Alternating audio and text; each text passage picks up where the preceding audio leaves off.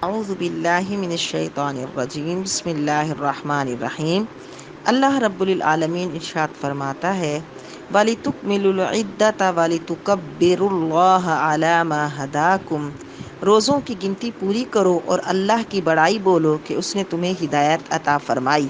عید الفطر اللہ رب العالمین کی طرف سے مسلمانوں کے لیے وہ خوشی کا دن ہے جو ماہ رمضان المبارک کے روزے پورے کرنے کے بعد اللہ رب العزت نے ان کو عطا فرمایا ہے۔ عید الفطر بہت مبارک دن ہے اور اللہ کی طرف سے مسلمانوں کے لیے ضیافت کا دن ہے، مہمانی کا دن ہے۔ اس کی رات بھی بہت فضیلت والی ہے کہ حضور اقدس صلی اللہ علیہ وسلم نے ارشاد فرمایا جو عیدین کی راتوں میں عبادت کرے گا اس کا دل نہیں مرے گا جس دن لوگوں کے دل مرے۔ حضرت معاذ بن جبل راوی ہے کہ فرمایا اللہ کے نبی صلی اللہ علیہ وسلم نے کہ جو 5 راتوں میں شب بیداری کرے اس کے لیے جنت واجب ہے۔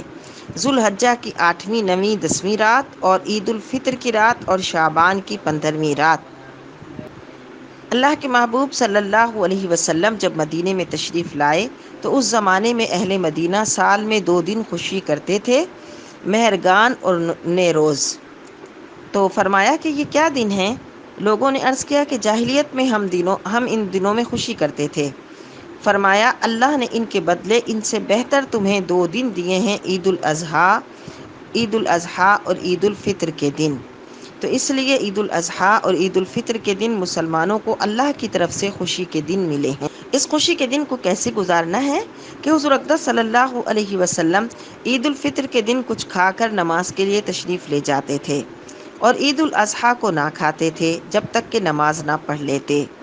لہٰذا عید الفطر کے دن کچھ کھا کر، خواہ وہ کھجوریں ہی ہوں یا کوئی میٹھی چیز ہو، اگر کھجوریں کھائیں تو تعداد میں کھا کر مرد حضرات عید کے لیے جائیں اور خواتین اپنے گھر میں عید یعنی کھجور کھائیں اور عید کی نماز پڑھیں۔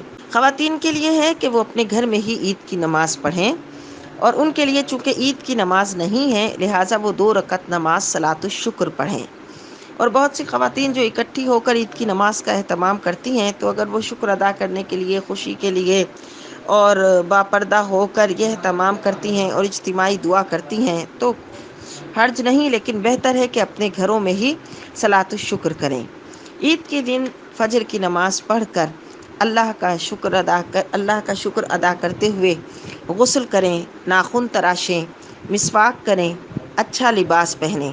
لیکن ہماری خواتین جو اچھے کپڑے بنوائیں اس میں اس بات کا خیال رکھیں کہ عید کے دن کپڑے بنوانے کا یہ مطلب نہیں کہ اس میں بے پردگی کا عنصر شامل ہو یا ان میں ایسا بیہودہ پن کا فیشن ہو جو کہ ان کی زینت کو خراب کرے۔ خوشبو لگانا عید کے دن سنت ہے، لیکن خواتین ایسی خوشبو نہیں لگائیں گی کہ جس کی خوشبو جو ہے وہ پھیلے۔ یہ مردوں کے لیے سنت ہے اور اگر عورتیں لگائیں گی تو پھر وہ گھر میں ہی رہیں۔ نماز سے پہلے صدقہ فطر ادا کرنا اور نماز کو جانے سے پہلے مرد حضرات کا چند کھجوریں کھانا۔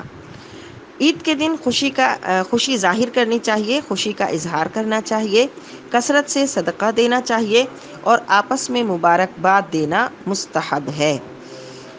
لیکن خواتین اس بات کا خیال رکھیں کہ عید کی خوشی میں یا اپنی عید کی مصروفیت میں وہ نمازیں قضا نہ کریں یا یہ کہ اللہ سے غفلت میں اس دن کو نہ گزاریں یا یہ کہ بہت سے لوگ یہ نہ سوچیں کہ اب تو رمضان گزر گیا اور عید آ گئی تو شیطان آزاد ہو گیا، تو شیطان کے پسندیدہ کاموں میں مصروف نہ ہو جائیں۔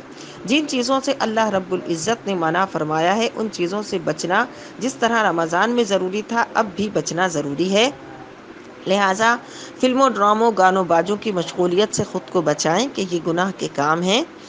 اس دن یعنی خوشی کے طور پر کوئی بھی ایسا کام نہیں کیا جائے گا جو اللہ کو ناراض کرنے والا ہو، کیونکہ خوشی کا تو مطلب ہی یہی ہے کہ اللہ کو خوش کرنے والے کام کیے جائیں۔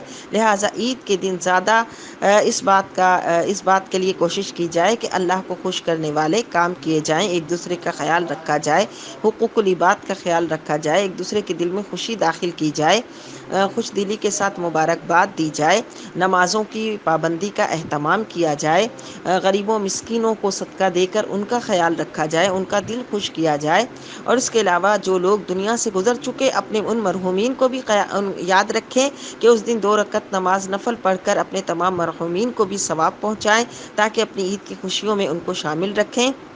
اور سبحان اللہ و بحمدہ 300 مرتبہ پڑھ کر جو کسی بھی میت کے لیے اس کا ثواب پہنچائے گا تو اللہ تعالیٰ اس کی قبر میں 1000 انوار داخل فرمائے گا، اور یہ پڑھنے والا جب خود مرے گا تو اس کو بھی اللہ یہ عطا فرمائے گا۔ تو عید کے دن کو خوشی اور محبت کے ساتھ اللہ کی رضا اور پسندیدہ والے کاموں میں گزار کر حقیقی عید کا دن بنائیں، کیونکہ عید صرف نئے کپڑے پہننے کا نام نہیں ہے، عید صرف جو ہے وہ دنیاوی مشغولیت میں گم ہونے کا نام نہیں ہے، عید جو ہے وہ فلموں، ڈراموں، گانوں بازوں اور اللہ کی ناپسندیدگی کے کاموں میں مبتلا ہونے کا نام نہیں ہے، عید اللہ کو راضی کرنے اور خوش کرنے کا نام ہے۔ اسی لیے حضرت سیدنا عمر فاروق رضی اللہ تعالیٰ عنہ فرماتے تھے، میرے لیے تو عید کا دن تب ہوگا کہ جب میرا اللہ مجھ سے راضی ہوگا۔ حضور سیدی غوث پاک رضی اللہ تعالیٰ عنہ فرماتے تھے کہ میرے لیے تو عید کا دن وہ دن ہوگا کہ جب میرا خاتمہ ایمان پر ہوگا۔